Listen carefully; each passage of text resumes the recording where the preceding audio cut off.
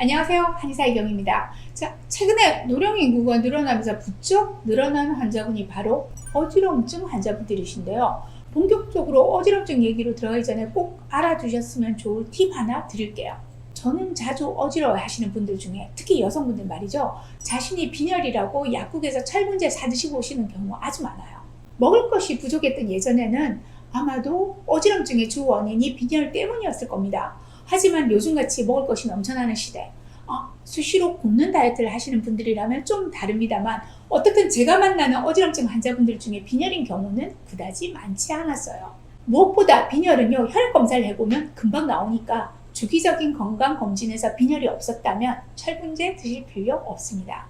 네, 차라리 빈혈보다는 저혈압으로 인한 어지럼증이 더 흔한 것 같아요.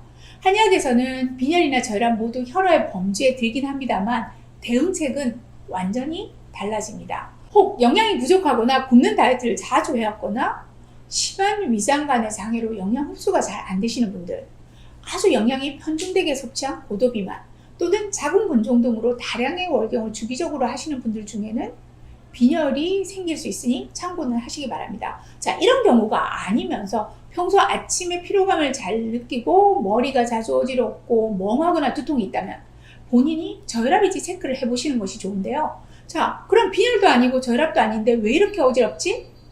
사실 우리가 집중해야 되는 심각한 어지럼증의 원인은 좀 더 다른 곳에 있을 수 있습니다.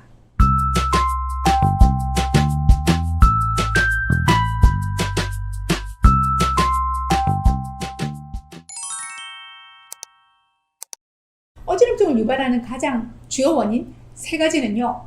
전정기관, 즉 귀의 문제, 그리고 시각계의 문제, 마지막으로 뇌의 문제라고 할 수 있는데요. 우선 어지럽다면 어지럼증의 형태를 좀 더 구분해 두실 필요가 있는데요. 자, 노령 인구가 늘어나면서 나이가 드신 분들에게 가장 흔하게 나타나는 전정기관의 문제로 나타나는 어지럼증의 특징은요. 빙빙 돌아가는 겁니다. 자, 이런 어지럼증은 전체의 40%에 해당이 되는데요. 이석증, 전정신경염 등을 진단받고 오시는 경우죠. 심한 경우는 구역감이나 구토까지 유발하기도 합니다. 고개를 돌리거나 체위를 바꾸는 과정에서 어지러운 증상이 악화되고 또 눈동자가 좌우로 흔들리는 이걸 안진 현상이라고 하는데요. 이런 증상이 나타나기도 합니다. 이석증이라면요, 이 이석을 제자리로 넣어주는 처치만으로도 증상이 많이 개선이 되죠. 하지만 많은 경우 가벼운 어지럼증이 후유증으로 남기도 합니다. 또 재발도 잦다 보니 언제 다시 찾아올지도 모른다는 공포감에 떠시는 경우가 꽤 많아요. 잦은 전정기관의 염증이나 이석증 후유증, 재발의 이러한 예방들은요, 한의학적인 치료가 꽤 많은 도움이 됩니다. 더불어 평소 균형감을 키우는 운동과 과로나 스트레스를 관리하는 생활 습관도 필요하죠. 갱년기 여성들의 경우라면 골다공증과 함께 찾아오니까 영양도 신경 쓰시기 바랍니다. 자, 기와 관련된 어지럼증 중에 고질적인 질환도 있는데요. 바로 메니에르 병입니다. 메니에르 병은 아직까지 정확한 원인과 기전이 밝혀져 있지 않다 보니 치료도 더 어렵죠. 현재까지 밝혀진 바로는 뇌, 그러니까 속기죠. 뇌의 림프액이 흡수장애로 인해서 수종이 생겼는데 그게 주 원인이라고 알려져 있습니다만 이러한 뇌 림프 수종을 일으키는 기전 역시 자가 면역 질환 아닐까 정도로만 추정하고 있어요. 자, 특징적인 네 가지 증상은요. 난청, 이명, 어지럼증, 그리고 이충만감인데요. 메니에르는 급성적으로 나타났다가 좋아지는 경우도 있지만 만성적인 장애를 유발하는 경우가 더 흔하다고 볼 수 있습니다. 적절한 치료를 받으셔야 하고 생활요법으로는 수분이 적체되지 않도록 염분 섭취를 제한하는 것이 가장 중요한데요.